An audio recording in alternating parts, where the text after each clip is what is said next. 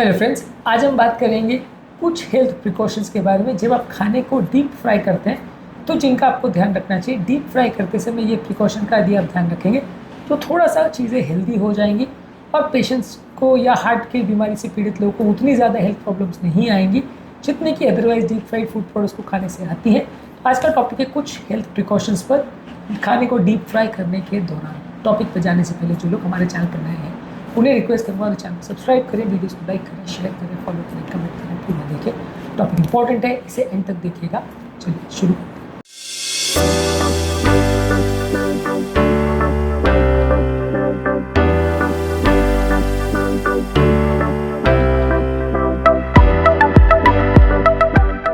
सबसे ऑब्वियस चीज़ तो यही कि देखिए डीप फ्राइड फूड प्रोडक्ट्स अपने आप में अच्छी चीज़ें तो नहीं हैं, तो जहाँ तक पॉसिबल है इसका सेवन या तो ना करें या सबसे कम करें तो ही अच्छा है, क्योंकि डीप फ्राइड फूड प्रोडक्ट्स वैसे हार्ट पेशेंट्स के लिए कोई बहुत हेल्दी फूड प्रोडक्ट है ऐसा तो बिल्कुल भी नहीं है।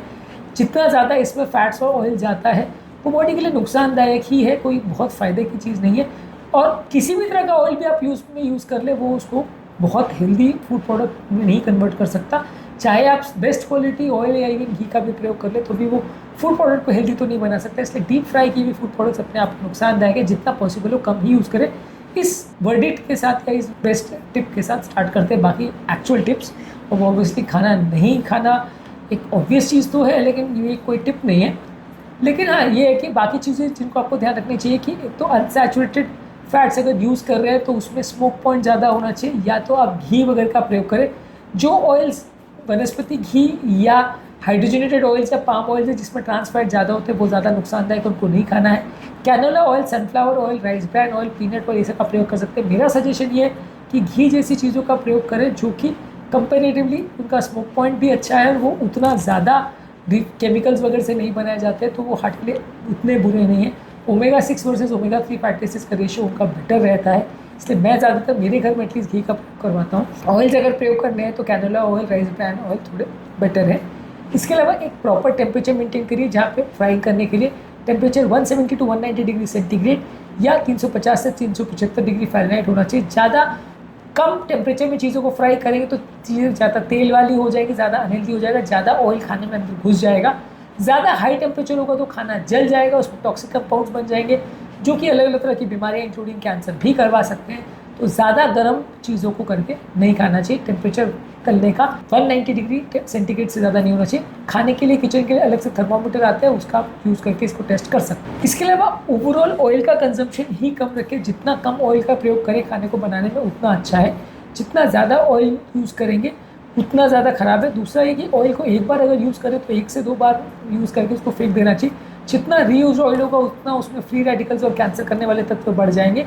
कोशिश करिए कि जब भी आप रीयूज ऑयल अगर करना चाहते हैं, आइडियली तो नहीं करना चाहिए, करना भी चाहते हैं तो उसमें पूरे फूड पार्टिकल्स को क्लियर कर ले, प्रॉपर अच्छी तरह से उसको छान करके मैक्सिमम 2 से 3 बार ही रीयूज़ करें और उसमें पार्टिकुलर मैटर को छन्नी से या मुस्लिन से छान लीजिए, तभी यूज़ करिए। और अगर ऑयल की स्मेल आ गई है, वो काला हो गया या उसमें बहुत ज़्यादा झाग आ रहा है तो उसको डिस्कार्ड तुरंत कर दीजिए।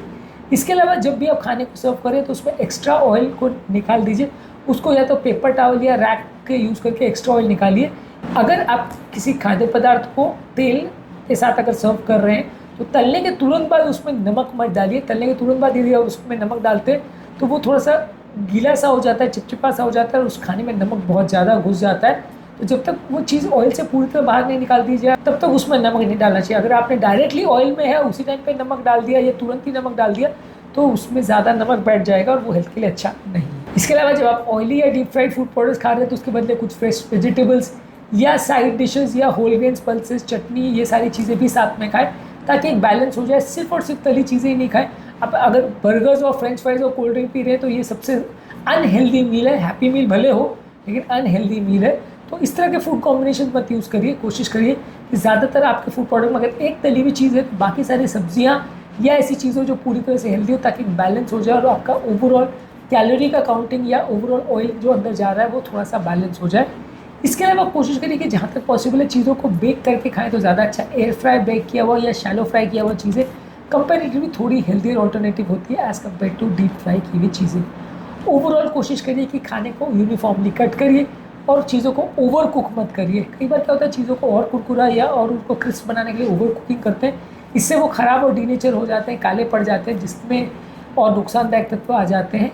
और खाने को बराबर एक तरह की यूनिफॉर्म साइज़ में काटेंगे तो उसको कम ऑयल पे आप ज़्यादा इजीली उसको तल सकते हैं। इसके अलावा जो भी आप खाद्य पदार्थ को तलना चाहते हैं उसमें जब उनको मैरिनेट करते हैं तो बहुत ज़्यादा शुगर मत डालिए, नहीं तो वो बहुत जल्दी जल जाएगा। इसके अलावा डायबिटिक जैसे पेशेंट्स में कोशिश करिए फ्रेंच फ्राई जैसी चीज़ें या चिप्स जैसी चीज़ें बिल्कुल मत खाइए। जब भी आप स्टार्च वाली चीज़ों को अगर ऑयल में बनाते हैं तो उसमें बहुत ज़्यादा ऑयल, बहुत ज़्यादा खराब तत्व आते हैं जो कि डायबिटिक पेशेंट्स में बहुत ज़्यादा इन्फ्लेमेशन क्रिएट कर सकते हैं, हेल्थ के लिए बहुत ज़्यादा बुरे हैं। तो डायबिटिक हार्ट पेशेंट में फ्रेंच फ्राइज़ और चिप्स जैसी चीज़ें बिल्कुल मत खाइए, ये हेल्थ के लिए सबसे ज़्यादा खराब फूड प्रोडक्ट्स मानी जाती है। उम्मीद करूँगा कि आज के टॉपिक में कुछ नई बातें जानने को मिली होगी। आज के टॉपिक में हमने बात करी कि हेल्थ इंपॉर्टेंट टिप्स क्या हैं जब आप खाने को डीप फ्राई कर रहे हो तो उसमें आपको जिसका ध्यान रखने की ज़रूरत है। टॉपिक एंड करने से पहले जो लोग हमारे चैनल पर नए हैं मैं रिक्वेस्ट करूँगा कि चैनल को सब्सक्राइब करें, वीडियोज़ को लाइक करें, शेयर करें, फॉलो करें, कमेंट करें।